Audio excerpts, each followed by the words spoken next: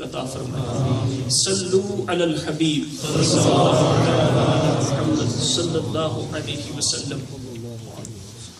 الحمدللہ آج رجب المرجب کی 27ویں شب ہے اور ہمارے لیے بہت ہی خاص رات، اور سب سے بڑھ کر تو علماء نے فرمایا کہ حضور نبی اکرم صلی اللہ تعالی علیہ وسلم کی ذات کے لیے، آپ کی ذات کے لیے، آپ کی ساری زندگی سے بڑھ کر، ساری راتوں سارے دنوں سے بڑھ کر یہ رات آپ کے حق میں افضل ہے.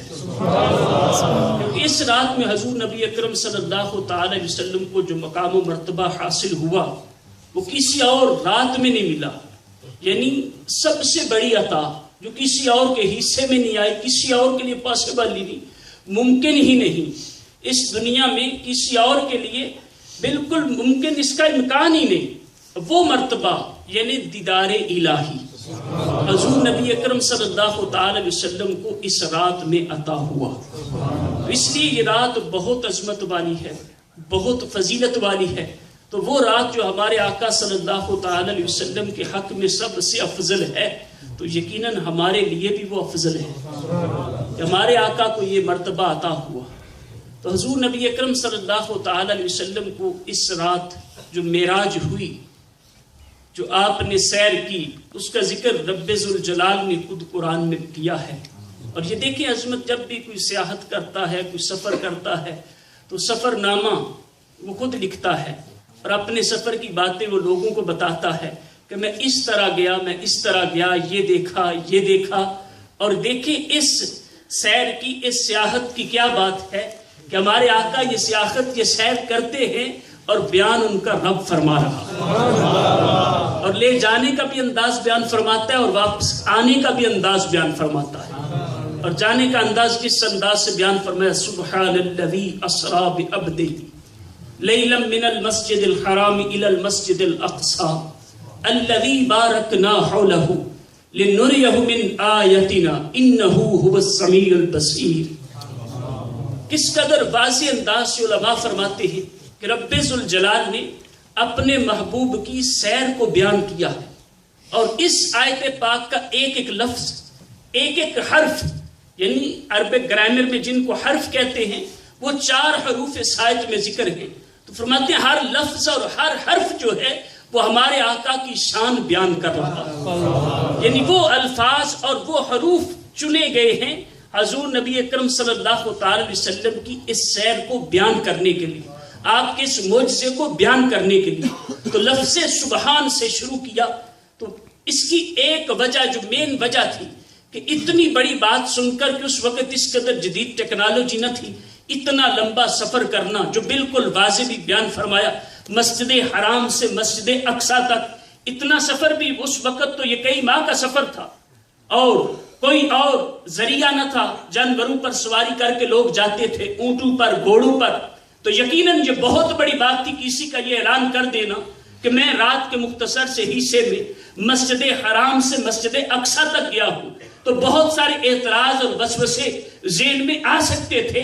تو رب ذوالجلال نے ایسا لفظ بیان کیا، ایسا لفظ قرآن کریم میں ارشاد فرمایا کہ سبحان الذی، کہ یہ بات سن کر جب میرا محبوب تمہیں بیان کر رہا ہے تو جتنے اعتراض، وسوسے، کمزوری تمہارے ذہن میں آ سکتی ہے، اس سے پہلے یہ سوچ لینا کہ یہ سیر کروانے والا کون ہے، کہ وہ ذات ایسی ہے جس ذات میں کوئی عیب ہے ہی نہیں. سبحان ہمارا بڑی شان والا اللہ، ہمارا بڑی شان والا اللہ، ہمارا بڑی شان والا. تو لفظ سبحان سے شروع فرما کر آغاز فرما کے لوگوں پر واضح کر دیا کہ کسی قسم کی کوئی کمزوری اور کوئی اعتراض تمہارے ذہنوں میں نہ آئے، کہ لے جانے والے کو دیکھنا کہ لے جانے والا کون ہے، وہ ہر عیب سے پاک ہے. سبحان الذی اسری بعبدہ، پاک ہے وہ ذات جو راتوں رات لے گئی اپنے بندہ خاص کو، لیلا من المسجد الحرام الی المسجد الاقصی، رات کے مختصر سے حصے میں مسجد حرام سے مسجد اقصی تک. اور لے جانے کی وجہ کیا تھی؟ اور مسجد اقصی کیسی مسجد الذی بارکنا حولہ کہ جس کے ارد گرد ہم نے برکتیں رکھ دی ہیں، کس لیے لنریہ من آیتنا کہ ہم انہیں اپنی خاص نشانیاں دکھائیں، انہ هو السمیع البصیر اور ہمارا محبوب سنتا بھی ہے اور دیکھتا بھی ہے۔ تو علماء فرماتے ہیں، اور بالخصوص خواجہ نظام الدین اولیاء، آپ فرماتے ہیں کہ اس آیت پاک میں ایک تو اسراء ہے، اور دوسرا ذکر معراج ہے، اور تیسرا ذکر اعراج کا ہے۔ فرمایا ہر سفر کو یہ آیت بیان کر رہی ہے، ہر سیاحت کو یہ آیت بیان کر رہی ہے۔ اور پھر علماء فرماتے ہیں جس طرح حضور نبی اکرم صلی اللہ تعالی علیہ وسلم کی 3 حیثیتیں ہیں کہ ایک آپ کی بشریت ہے، اور ایک ملکیت اور نورانیت ہے، اور تیسری حیثیت جو ہے وہ محمدیت ہے، یعنی حقیقت محمدیہ۔ فرماتے ہیں کہ یہ تینوں حیثیتوں کی معراج تھی، یعنی پہلی بشریت کی بھی معراج، نورانیت کی بھی معراج، اور پھر بالآخر حقیقت محمدیہ کی بھی معراج تھی۔ تو تینوں معراجوں کا ذکر قرآن میں بیان کر دیا، اور کس انداز سے کہ وہ ذات پاک ہے اسرا جس نے سیر کروائی ہے۔ اب دیکھیں سفر نہیں کہا رب ذوالجلال نے، کیونکہ یہ آیت پورا قرآن عرب کے محاورہ کے مطابق نازل ہوا ہے، تو سفر جو ہے وہ غم اور خوشی دونوں طرح سے ہوتا ہے۔ اور پھر آل عرب میں یہ بات مشہور تھی کہ السفر سقر، کہ یہ جو سفر ہے یہ عذاب کا ٹکڑا ہے۔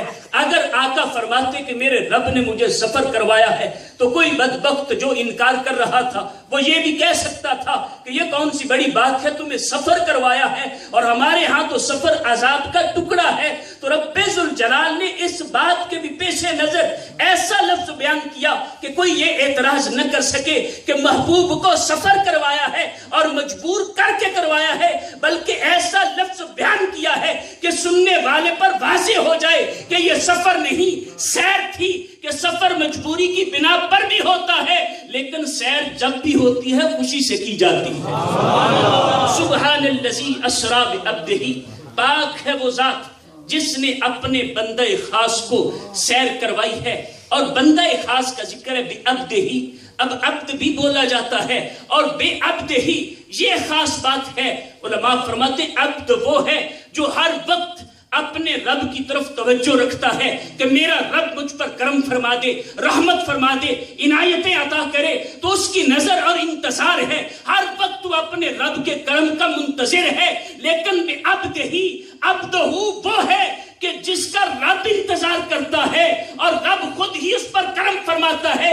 اسی لیے معراج کی رات جب جبریل امین حاضر ہوتے ہیں، آقا کونین کے قدموں کو چومتے ہیں اور عرض کرتے ہیں ان ربک لا مشتاق الیک، یا رسول اللہ آپ کا رب آپ سے ملاقات چاہتا ہے۔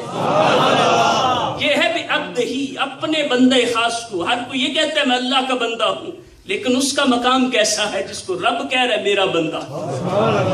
اس لیے بے عبد ہی، اپنے بندہ خاص کو۔ اور عربک گرامر میں، قرآن میں، حدیث میں، تفسیر میں، حدیث کی شروحات میں، آل عرب کے ہاں تمام عربی شاعری میں، اور عربی جہاں بولی جاتی ہے جہاں بھی لفظ عبد آتا ہے تو وہاں مراد وہ پورا شخص ہوتا ہے، یعنی جسم ما روح، صرف روح مراد نہیں ہوتی۔ کہ بعض وصفے ایسے بھی تھے کہ نبی اکرم صلی اللہ تعالی وسلم کو یہ سیر ہوئی تو ہے، لیکن آپ سو رہے تھے، خواب میں آپ کی روح نے سیر کی ہے۔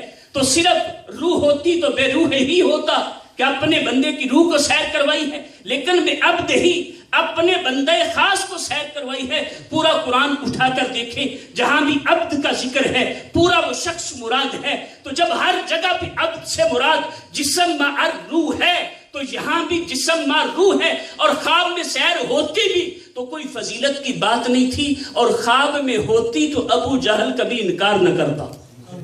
جو اس نے انکار کیا تھا اس کی وجہ یہ تھی کہ بظاہر اپنے جسم کے ساتھ کوئی نہیں جا سکتا، اور یہی وجہ تھی کہ اس وقت کتنے سارے جو نیو مسلم تھے، یہ نیا اسلام قبول کیا تھا، وہ بھی معاذ اللہ اس کا انکار کر بیٹھے کہ یہ کیسے پاسبل ہے ایک شخص جو ہے وہ مکہ سے بیت المقدس وہ مسجد اقصیٰ جائے، پھر وہاں سے آسمانوں کی سیر کرے، بلکہ پھر سدرۃ المنتہا سے بھی آگے، عرش اولا سے بھی آگے جائے، لا مقام جا کر واپس بھی آ جائے اور ہمیں پتہ ہی نہ چلے، کیسے پاسبل ہے؟ تو جن لوگوں نے اسلام لانے کے باوجود اس کو اپنی عقل پر تولا اور عقل کے ذریعے سمجھنے کی کوشش کی، وہ لوگ اس وقت بھی مرتد ہو گئے تھے، معاذ اللہ اسلام سے پھر گئے، اس معجزے کا انکار کیا، اور جس نے اقرار کیا رب ذوالجلال نے اسے صدیق بنا دیا۔ قیامت تک لوگ اسے صدیق کے نام سے جانتے رہیں گے۔ تو یہ اس قدر اتنا بڑا معجزہ تھا کہ لوگوں کے لیے اس میں انکار کے بھی چانس تھے کہ رات کو کروائی ہے، اور پھر جس نے تصدیق کی اس کا ایمان بڑا، ایمان کی افضلیت اسے مل گئی، اور ایسی ملی کہ رہتی دنیا تک لوگ اسے صدیق کے نام سے یاد کریں گے۔ اور پھر یہ وسوسے لوگوں کو بعد میں بھی آتے رہے۔ شیخ شہاب الدین سہروردی رحمت اللہ تعالی علیہ نے شیخ الشیوخ ابن سکینہ رحمت اللہ تعالی علیہ کے ایک مرید کا واقعہ ذکر کیا ہے۔ یہ شیخ ابن سکینہ بغداد میں رہتے تھے، ان کا ایک مرید سنار تھا، سننے کا کام کرتا تھا، جیولر۔ اس کی یہ ڈیوٹی تھی کہ ہر جمعے کو جمعہ کی نماز سے پہلے وہ مصلے لے کر جاتا، اور اس وقت کے جو صوفیاء علماء اولیاء تھے ان کے لیے مصلے بچھاتا، ان کے لیے اسپیشل انتظام ہوتا کہ وہ جمعہ پڑھنے آ رہے۔ اس زرگر کی، اس سنار کی یہ ڈیوٹی تھی۔ ایک دن جمعہ کا دن آتا ہے، یہ اپنی ڈیوٹی کے مطابق جب جانے کے لیے تیاری کرتا ہے، مصلے اٹھاتا ہے، اور اس دن اس کے گھر میں کچھ مہمان بھی آنے ہیں، تو یہ بازار میں جا کر مچھلی لا کر اپنی زوجہ کو دیتا ہے کہ میں جمعہ پڑھ کے آ رہا ہوں، اپنی ڈیوٹی بھی کرنے جا رہا ہوں، آپ یہ مچھلی تیار کرو، میرے دوست بھی جمعہ کے بعد آ جائیں گے، میں بھی آ جاؤں گا تو ان کی خاطر تواضع کروں گا۔ یہ مچھلی گھر دے کر وہ مصلے اٹھائے اور چل دیا جامع مسجد کی طرف۔ جامع مسجد کی طرف جو راستہ جاتا تھا اسی راستے میں دریائے دجلہ تھا۔ یہ دریائے دجلہ کے کنارے پر چل رہا ہے کہ اچانک اس کے ذہن میں خیال آیا کہ آج وقت بھی ہے، ابھی ٹائم ہے، تو کیوں نہ میں غسل جمعہ کر لوں۔ وہ مصلے رکھے، کپڑے اتارے، ایک کپڑا باندھا اور دریا میں داخل ہو گئے، غوطہ لگایا پانی میں۔ غوطہ لگانے کے بعد جب سر پانی سے باہر نکالا تو اس کی حیرت کی انتہا نہ رہی کہ غوطہ لگانے سے پہلے جو ارد گرد کا ماحول تھا وہ بالکل مختلف تھا، لیکن غوطہ لگانے کے بعد جب پانی سے باہر سر نکالتا ہے تو بالکل عجیب کیفیت ہے کہ باہر کا معاملہ بالکل مختلف ہو چکا۔ جس جگہ سے غوطہ لگایا تھا یہ وہ جگہ ہی نہیں ہے، یہ بالکل مختلف جگہ ہے۔ پریشان ہوا، پانی سے باہر آیا کہ غوطہ تو دریا میں لگایا تھا اور یہ ایک تالاب نظر آ رہا۔ باہر نکلا اور پریشانی کے عالم میں چل پڑا، لوگوں سے پوچھا یہ جگہ کون سی ہے؟ لوگوں نے کہا یہ تو مصر ہے۔ اس نے غوطہ لگایا تھا دریائے دجلہ میں، بغداد میں، لیکن جب باہر نکلتا ہے تو یہ مصر ہے۔ پریشان ہوا، چل دیا، بازار میں پہنچتا ہے۔ بازار میں ایک سنار کی دکان دیکھی، کھڑا ہو کر اس کے سونے کو، زیورات کو دیکھنا شروع کیا۔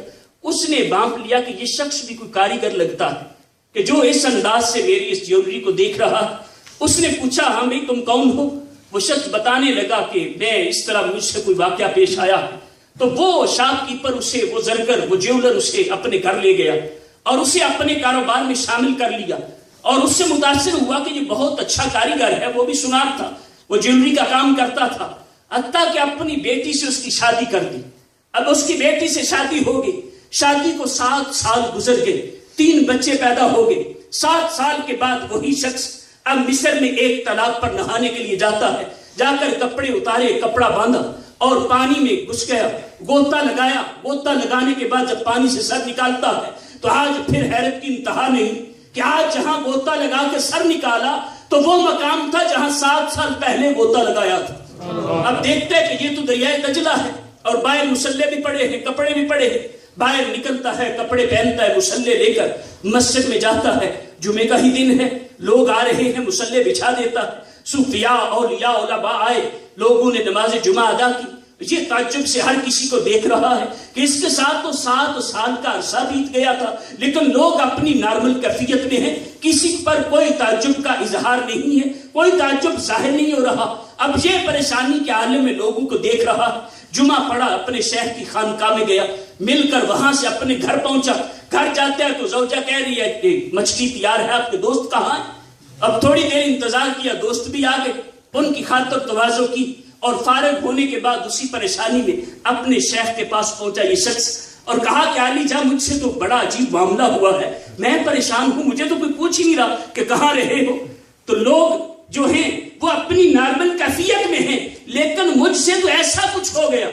تو ان کے شیخ کہنے لگے جو تم مصر میں جاؤ، اپنے بچے اور بیوی کو لے آؤ، وہ شخص گیا اپنے بچوں اور بیوی کو لے آیا، لا کر پھر اپنے شیخ کی بارگاہ میں حاضر ہوا، کہ حضور مجھے بتائیں تو صحیح ماجرا کیا ہے۔ تو ان کے شیخ ابن سکینہ کہنے لگے کہ تیرے دل میں کوئی وسوسہ تو نہیں آتا تھا؟ وہ کہتے ہاں میرے دل میں یہ وسوسہ آتا تھا کہ جب یہ قرآن کی آیت پڑھتا تھا کہ یہ معراج کا ذکر ہے تو حضور نبی اکرم صلی اللہ علیہ وسلم کو یہ معراج رات کے مختصر سے حصے میں اپنے جسد مبارک کے ساتھ کیسے ہو گئی، مجھے اس کے بارے میں وسوسہ تھا اور سوچتا تھا۔ تو ان کے شیخ کہنے لگے خدا کا شکر ادا کرو کہ خدا نے تمہارا ایمان برقرار کر دیا ہے اور تمہیں دکھا دیا اور تم پر واضح کر دیا کہ جو رب تمہیں ایک غوطے میں بغداد سے مصر پہنچا سکتا ہے، 7 سال گزر جاتے ہیں، 3 بچے ہیں، دوسرے غوطے میں مصر سے بغداد پہنچا دیتا ہے، تو وہ اپنے محبوب کو بھی راتوں رات لا مقام بلا سکتا ہے۔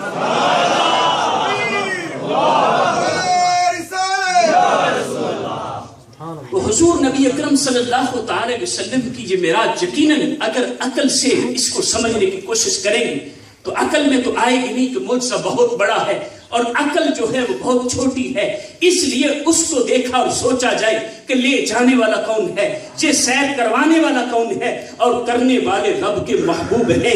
تو فرمایا سبحان الذی اسری بعبدہ لیلا من المسجد الحرام الی المسجد الاقصی، کہ پاک ہے وہ ذات جو لے گئی جس نے سیر کروائی راتوں رات اپنے بندہ خاص کو۔ اب رات کا ذکر فرمایا لیلاً، اور یہ بھی تنوین تقلیل کے لیے ہے، جو پر اس کے تنوین ہے کہ مختصر سے وقت میں پوری رات بھی نہیں، رات کا بھی کچھ حصہ۔ اور امام رازی تفسیر کبیر میں لکھتے ہیں کہ یہ معراج النبی کا جو ڈیوریشن تھا یہ 18,000 سال تھا، اور ادھر دنیا والوں کو فرما دیا کہ رات کا مختصر سا حصہ۔ وجہ کیا تھی کہ جب آقا کونین اس جہان سے نکلے تو جان ہے جہان نکلے، سارے جہان کا نظام رک گیا، اور جب حضور نبی اکرم صلی اللہ علیہ وسلم تشریف لائے تو جہاں سے نظام رکا تھا وہیں سے شروع ہوا۔ تو اس دنیا کے لیے اس لیے سارا نظام رک چکا تھا، رات کا مختصر سا حصہ۔ اور رات کو سیر کروانے کی کیا وجہ، یہ بھی کوئی کہہ سکتا ہے کہ دن کو کرواتے تاکہ ہر کوئی دیکھ لیتا۔ تو امام اہل سنت مجدد دین و ملت الشاہ امام احمد رضا خان علیہ رحمت الرحمن فتاوی رضویہ میں لکھتے ہیں، کسی نے پوچھا کہ یہ وجہ کیا تھی کہ رات کو سیر کروائی، دن کو کروا دی جاتی سب پر واضح ہو جاتا؟ تو آپ نے جواب دیا اس کی وجہ یہ تھی کہ اللہ تعالیٰ کی یہ سنت جاریہ ہے کہ جس قوم نے بھی واضح معجزے کا انکار کیا تو رب ذوالجلال نے ان پر عذاب نافذ کر دیا، ان پر عذاب نازل کیا کہ وہ تباہ و برباد ہو گئے۔ اب اس وقت کے یہ جو کفار تھے، ابو جہل، ابو لہب، یہ جتنے کفار تھے، ان کی قسمت میں ایمان نہیں تھا، ان کے مقدر میں ایمان نہیں تھا۔ اب اگر رب ذوالجلال دن کو یہ سیر کرواتا اور معجزہ سب پر واضح ہوتا تو واضح معجزے کو نہ ماننے کی وجہ سے امتیں برباد ہوئی، ان پر عذاب لازم ہوتا۔ اور رب تو فرماتا ہے ما کان اللہ لیعذبہم وانت فیہم، کہ اللہ کی شان کے لائق ہی نہیں کہ محبوب تم ان میں موجود ہو اور رب ان پر عذاب کرے۔ فرمایا وجہ یہ تھا کہ انہوں نے انکار تو کرنا ہی تھا کہ ایمان ان کے نصیب میں نہ تھا، اور اگر یہ دن کو معجزہ ہوتا اور یہ انکار کرتے تو عذاب لازم تھا۔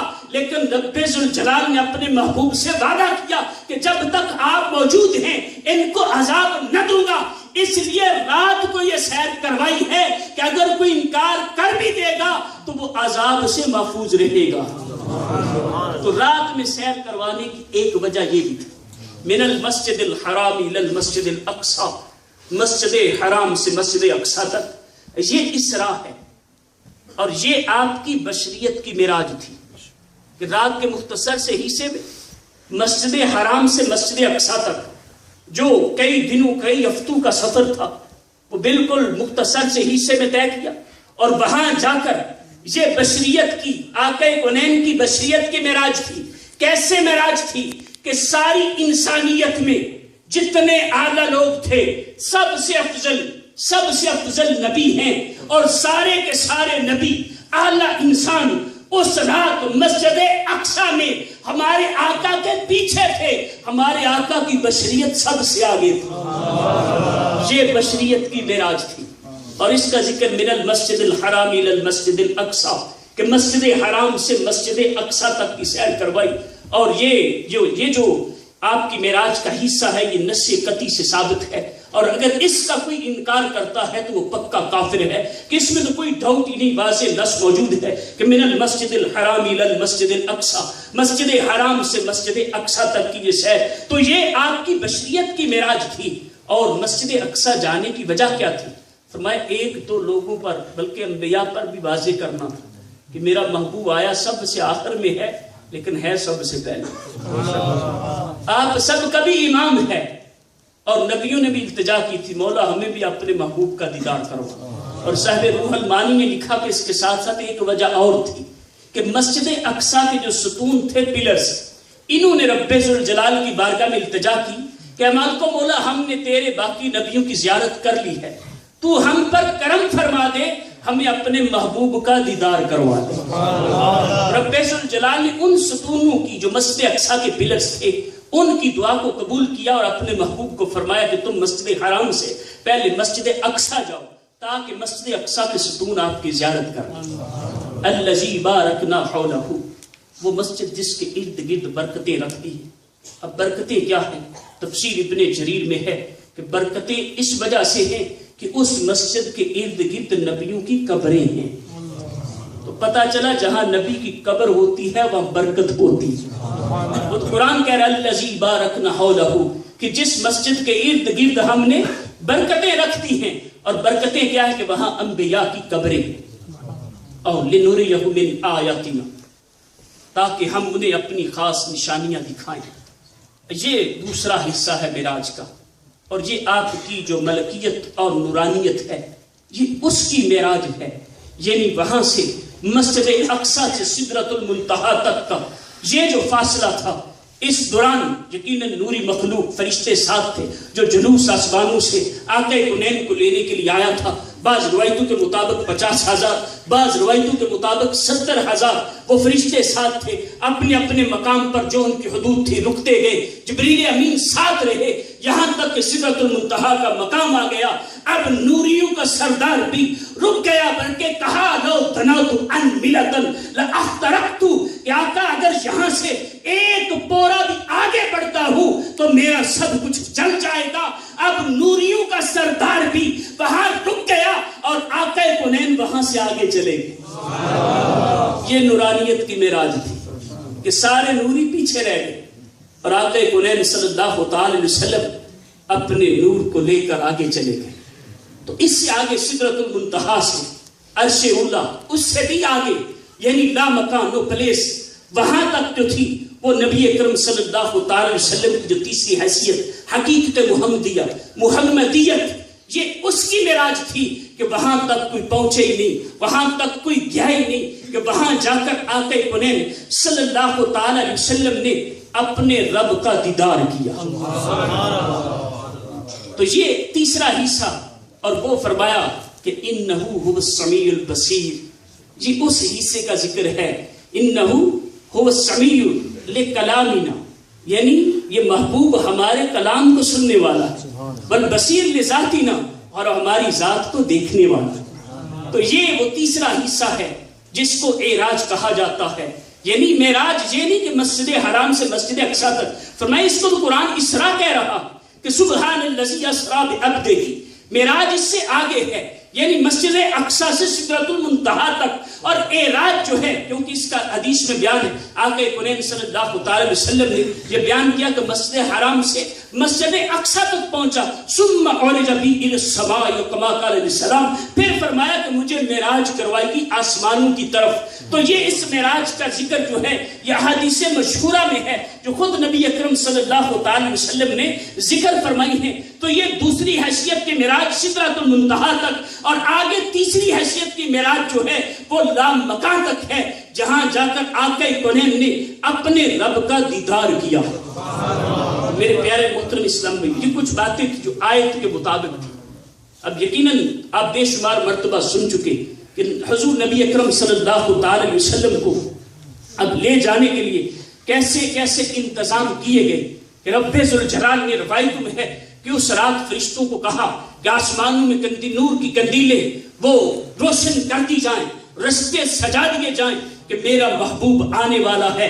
اور ایک خوشی کا سما تھا، فرشتے جھوم رہے تھے، جنت کی حوریں جھوم رہی تھی، غلمان انتظار کر رہے تھے، اور براق جو ہے وہ اپنے اپنے انداز سے شوخیاں دکھا رہے تھے کہ شاید آج میں چنا جاؤں، مجھے اس محبوب کی سواری کے لیے رب ذوالجلال منتخب کر لے. تو اس رات اس طرح کا انداز تھا. اور امام اہل سنت نے قصیدہ معراجیہ میں اسی طرف پہلے تمہید باندھی اور اشارہ کیا کہ وہاں فلک پر جہاں زمین میں رچی تھی شادی مچی تھی دھومیں، ادھر سے انوار ہنستے آتے ادھر سے نفحات اٹھ رہے تھے. خوشی کے بادل امنڈ کے آئے، دلوں کے طاؤس رنگ لائے. وہ نغمہ نعت کا سما تھا کہ حرم کو خود بجا رہے تھے، یعنی حرم بھی جھوم رہا تھا کہ محبوب جانے والے ہیں. اور اسی اسنا میں جب جبریل امین لینے کے لیے آتے ہیں 70,000 فرشتوں کا جلوس لے کر، آج آقا کونین دروازے بند کر آرام فرما رہے ہیں. اتنی جلدی تو سونے والے نہ تھے. آج کیا خاص بات ہے کہ جلدی آرام فرما رہے ہیں تاکہ جبریل امین بھی آج کچھ سعادت حاصل کر لیں. وہ جبریل جو 600 پروں کا مالک ہے اور ایک پر کھولے تو مشرق سے مغرب تک ڈھانپ لیتا ہے، لیکن اس کمرے میں کیسے جاتا ہے کہ وہاں تو دروازے بند ہیں. ایک سوراخ کے ذریعے سے جبریل امین اپنے 600 پروں والی ہستی کو مٹا کر آقا کونین کے قدموں میں پہنچتے ہیں. تو اپنے ساتھ فرشتوں کو بھی دکھا دیا کہ فرشتوں دیکھ لو، میں آسمانوں میں ہوں تو تمہارا امام ہوں، زمین پر اتروں تو محمد کا غلام. اور یہ بھی بتا دیا کہ اگر ان کے قدموں میں پہنچنا ہے تو اپنی ہستی کو مٹانا پڑے گا، اپنی ہستی کو مٹا کر ان کے قدموں تک پہنچنا ہوگا. پھر آقا کونین کو لے کر چلے مسجد اقصی تک. یہ تو بشریت کی معراج تھی اور اس سے آگے نورانیت کی معراج تھی. اور وہ نور کس انداز کا تھا کہ اس وقت حضور نبی اکرم صلی اللہ علیہ وسلم جب اپنی نورانی کیفیت میں آئے تو صاحب معارج النبوہ ملا معین الدین کاشفی معارج النبوہ میں لکھتے ہیں کہ اس رات 80,000 فرشتے جب آگے آسمانوں کی سیر شروع ہوئی تو دائیں طرف تھے، 80,000 بائیں طرف تھے. ہر فرشتے کے ہاتھ میں نورانی قندیل تھی، ایک نورانی چراغ تھا. جب آقا کونین نے اپنا حجاب بشریت اٹھایا، اپنے نور کو ظاہر کیا تو 80,000 ادھر 80,000 ادھر، سب کی روشنی ماند پڑ گئی. آقا کونین کا نور سب پر غالب آ گیا. تو حضور نبی اکرم صلی اللہ علیہ وسلم کا وہ نور جب آپ حجاب اٹھاتے ہیں سب پر غالب آ جاتا ہے. تو امام اہل سنت اس کو بیان کرتے ہیں کہ نقاب الٹے وہ مہر انور جلال رخسار، گرمیوں پر فلک و حیبت سے تب چڑی تھی، طبقت انجم کے آبلے تھے. یہ جوش سے نور کا اثر تھا کہ آب کوہر کمر تھا. صفائے راہ سے پھسل پھسل کر ستارے قدموں پر لوٹتے تھے. کیسی نورانیت تھی. اور آقا کونین کے پردے اٹھانے سے سب کا نور ماند پڑ گیا، وہ نورانی قندیلیں ماند پڑ گئی. آقا کونین صلی اللہ علیہ وسلم کا نور سب پر غالب آ گیا. اب نورانی ساتھ چلتے رہے، چلتے چلتے سدرۃ المنتہا تک جبریل امین بھی روکے. آسمانوں میں مختلف انبیاء سے ملاقات بھی ہوئی. سدرۃ المنتہا تک جا کر جبریل امین بھی عرض کرتے ہیں یا رسول اللہ یہاں سے آگے نہیں جا سکتا، یہاں سے آگے آپ خود سفر کریں گے. تو حضور نبی اکرم صلی اللہ علیہ وسلم نے وہاں سے آگے کا سفر کیا. سفر کرتے کرتے سیر کرتے کرتے لا مقام میں پہنچے، بلکہ ایک مقام پر آواز آئی کف یا محمد ان ربک لا یصلی، کہ اے محمد رک جائیے، آپ کا رب آپ پر درود پڑھ رہا ہے. تو کیسا یہ انداز ہے، کیسا انداز ہے کہ ادھر محبوب کو بھلایا جا رہا ہے، آقا کونین کو بلایا جا رہا ہے کہ اور بڑھیے اور بڑھیے اور آگے آئے. اور ادھر موسیٰ علیہ السلام دور پر جاتے ہیں، عرض کرتے رب آرینی مولا دیدار کروا دے، رب آرینی مولا دیدار کروا دے. آواز آتی ہے لن ترانی، موسیٰ ہرگز نہیں دیکھ سکے گا، تو نہیں دیکھ سکتا. اور جہاں رب فرما رہے بڑا محمد قریب احمد قریبا سرور مجھ ممجد، نثار جاؤں یہ کیا سما تھا، کیا ندا تھی، کیا مزے تھے۔ رب ذوالجلال اپنے محبوب کو کہہ رہا ہے قریب آ۔ ادھر موسیٰ علیہ السلام دور پر کھڑے ہو کر التجا کرتے ہیں مولا دیدار کروا، اور محبوب تو اس کی خواہش کر ہی نہیں رہا، محبوب کہہ ہی نہیں رہا، لیکن رب پھر بھی دیدار کروا رہا ہے اور بلا حجاب کروا رہا ہے۔ موسیٰ کہتے ہیں تو رب فرماتے ہیں ہم پہاڑ پر ایک تجلی ڈالتے ہیں، اس پہاڑ کو دیکھو، ہماری تجلی کو بھی نہ دیکھو، اس مقام کو دیکھو جہاں تجلی ڈالیں گے اور تجلی پڑتی ہے۔ موسیٰ علیہ السلام اس پہاڑ کو دیکھ کر بے ہوش ہو جاتے ہیں، لیکن ادھر محبوب دیکھ رہے ہیں، دیکھتے ہی جا رہے ہیں۔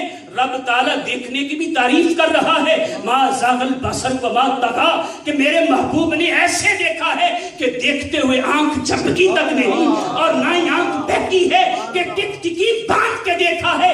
اس لیے کہ فرق ہے، وہ کریم تھے، یہ حبیب ہے۔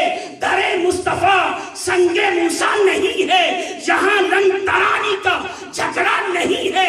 رکے شاہ تو پردے سے آواز آئی، تو اور آ گیا، تجھ سے بردان نہیں ہے۔ پھر تو آغوش رحمت میں لے کر کہا کہ جو تیرا نہیں ہے وہ میرا نہیں۔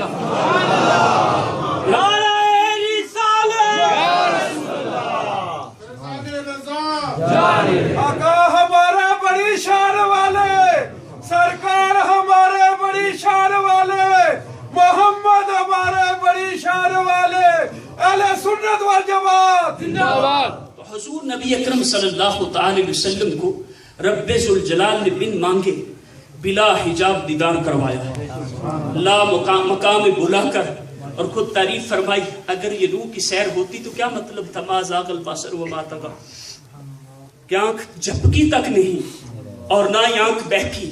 خواب میں تو ایسے معاملات ہوتے ہی نہیں، یہ کیفیتیں طاری ہونے کی کوئی بات ہی نہیں۔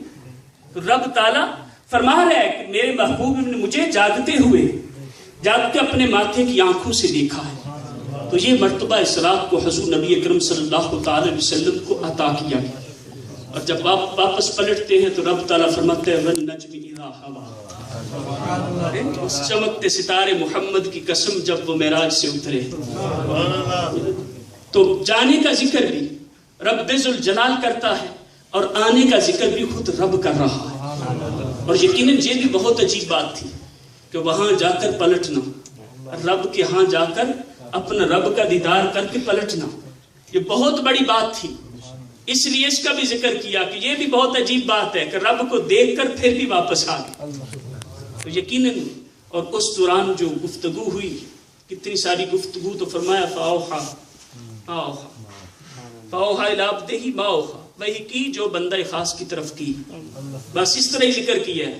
وہ لوگوں کو نہیں بتایا اپنے محبوب سے بات کی ہے کیا کی ہے، تو اپنے رب سے باتیں کرتے ہوئے، اور روایتوں میں آقا کونین نے عرض کی مولا مجھے میری امت یاد آ رہی، اپنے رب کی بارگاہ میں لا مقام ہے، اس گفتگو کے دوران رب سے باتیں کر رہے ہیں، اور کہا کہ مولا مجھے میری امت یاد آ رہی، میری امت کو بخشنا۔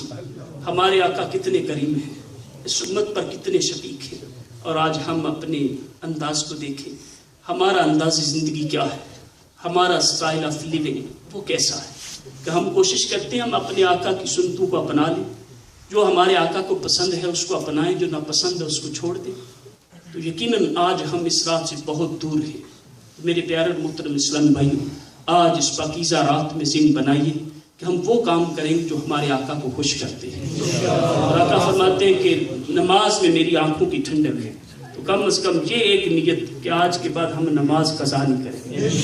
اللہ تبارک و تعالی ہمیں نماز پنجگانہ باجماعت پڑھنے کی توفیق عطا فرمائے، آمین بجاہ النبی الامین صلی اللہ علیہ وسلم۔